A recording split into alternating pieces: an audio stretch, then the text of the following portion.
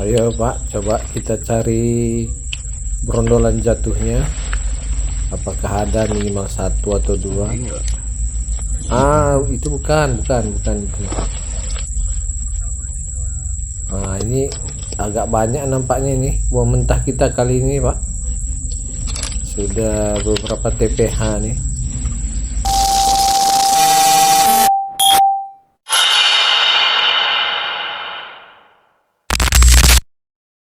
Semangat pagi, salam planters. Halo semua, selamat datang di channel Auditor Sawit, tempat kita membahas dunia perkebunan dari kacamata auditors.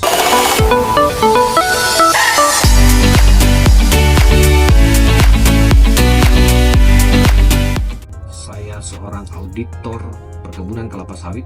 Di video kali ini kita akan membahas tentang salah satu topik yang selalu dilakukan audit kebun dan planters, yaitu inspeksi mutu buah. Let's go.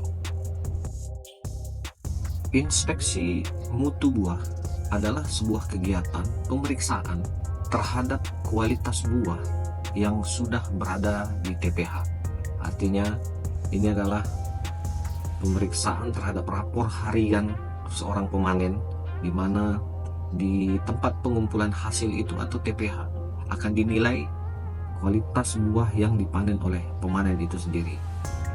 Dan sekaligus di sini juga kita akan menilai kualitas dari kerani panen itu sendiri. Kerani panen merupakan petugas yang menghitung jumlah buah yang dipanen oleh pemanen yang sudah dikumpulkan di TPH untuk hasil pemanen itu sendiri.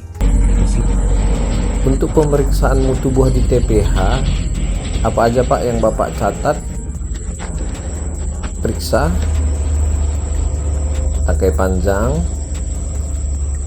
buah mentah, dan catatan-catatan lainnya. Nah, prosedur inspeksi mutu buah sendiri kurang lebih seperti ini. Dari total jumlah TPH yang ada di dalam satu ancak panen atau dalam satu blok, itu akan diambil sampel 10-30% terhadap kualitas buahnya. Jadi misalnya kalau dalam satu blok atau satu ancak panen ada berkisar 100 TPH, jadi tim akan ambil 10 atau 20 TPH untuk dinilai. Dan di situ akan ditentukan persentase terhadap kualitas buah yang ada di TPH itu. Nah, dalam pelaksanaannya tentu saja ada kriteria-kriteria yang menjadi standar dalam pemeriksaan inspeksi mutu buah itu sendiri. Kriteria pertama yaitu kematangan buah atau ripeness.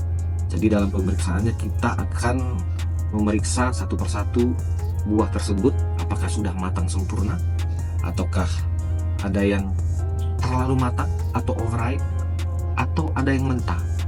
Buah yang dipanen namun masih mentah. Mentah di sini artinya tidak ada brondolan sama sekali yang lepas dari tandan kelapa sawit namun diturunkan oleh pemanen. Nah, ini kriteria buah mentah ya Pak ya. Kenapa? Karena udah kita putar-putar, nggak ada rondolannya jatuh. Harusnya kan ya kalau kita minimal satu lah. Kriteria kedua yaitu kualitas brondolan. Jadi dalam kualitas brondolan kita di sini memastikan pertama, apakah brondolan yang dikutip itu sudah ada wadahnya di dalam karung atau diberikan alas, ditumpuk seperti itu. Kemudian kebersihan brondolan yang dikutip. Terkadang brondolan yang dikutip itu digaruk saja sehingga sampah-sampah itu masuk ke karung yang dikumpulkan, akhirnya brondolannya itu kotor, bercampur pasir, bercampur serasah, dan lain sebagainya. Kemudian kriteria ketiga yaitu kondisi buah. Apakah buah yang dipanen itu tangkainya masih panjang?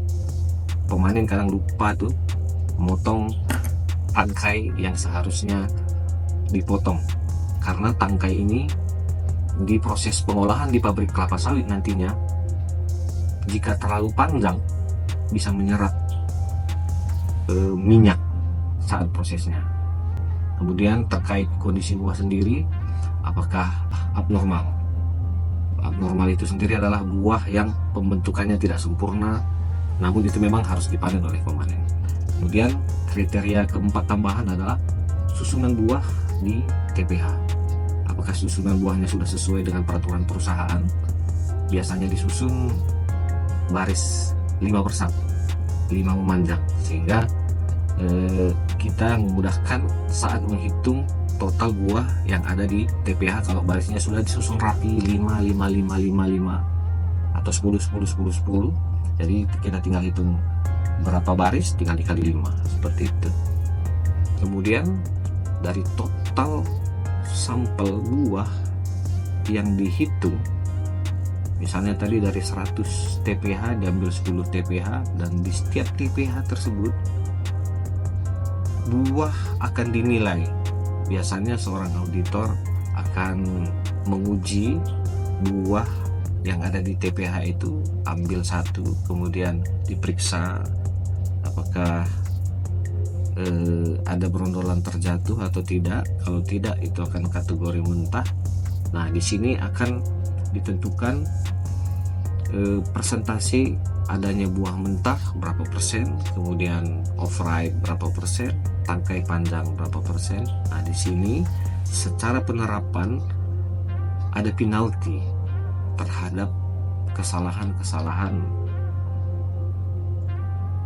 panen yang dilakukan oleh pemanen. Misalnya satu buah mentah bisa dipenalti 5.000 atau 10.000 per tan, dan tangkai panjang bisa dipinalti Rp1.000 atau Rp2.000 per tan, dan tergantung kebijakan perusahaan masing-masing.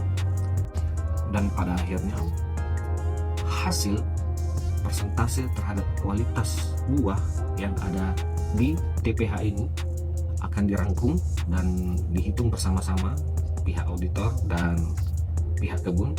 Kemudian hasilnya akan di-report, diserahkan kepada pihak kebun, dan hasil ini juga sebagai auditor akan membuat report yang akan diteruskan juga ke top manajemen.